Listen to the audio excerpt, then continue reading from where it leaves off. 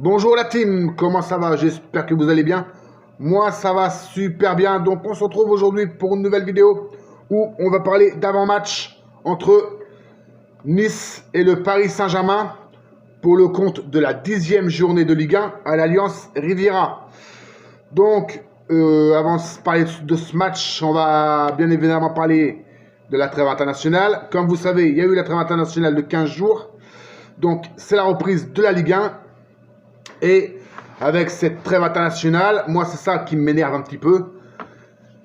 C'est la trêve internationale parce que à chaque fois on récupère des blessés. Donc ça commence entre l'accumulation des matchs et compagnie. Et ben voilà ce qui arrive, on récupère des blessés. Donc Neymar Junior qui est blessé et Idrissa Gueye. Donc voilà. Neymar Junior, on peut dire que depuis son arrivée à Paris, on a un peu l'habitude qu'il soit blessé. Par contre, Idrissa Gueye, ça m'embête un petit peu plus qu'il soit pas là.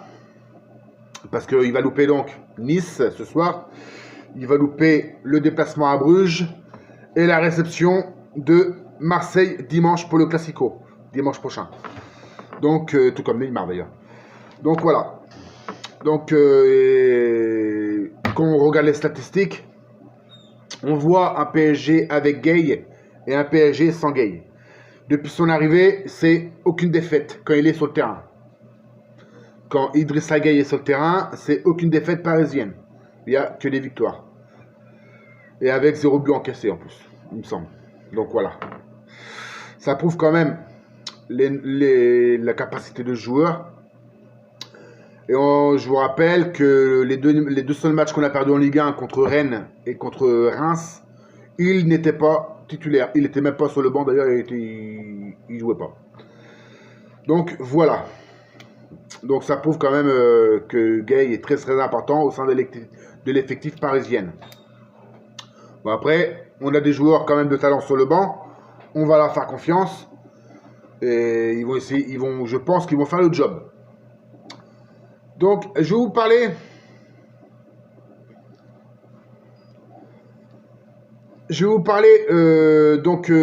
Nice n'a remporté qu'un seul de ses 13 derniers matchs de Ligue 1 contre Paris.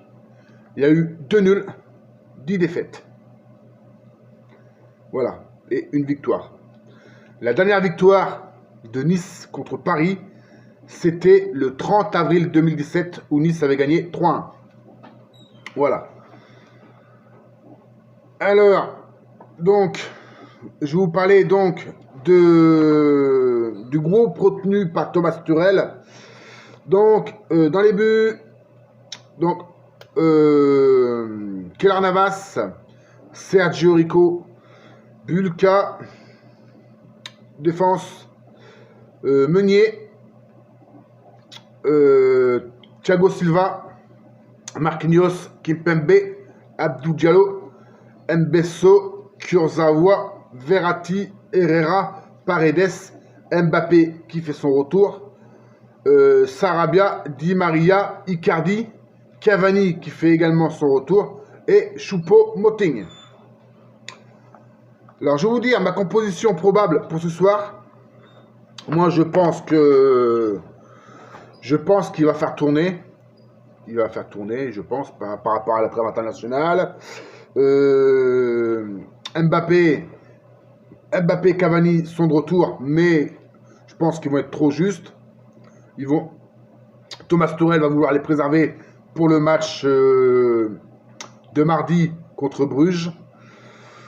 Voilà, en Ligue des Champions. Donc ma composition, Keylor Navas dans les buts.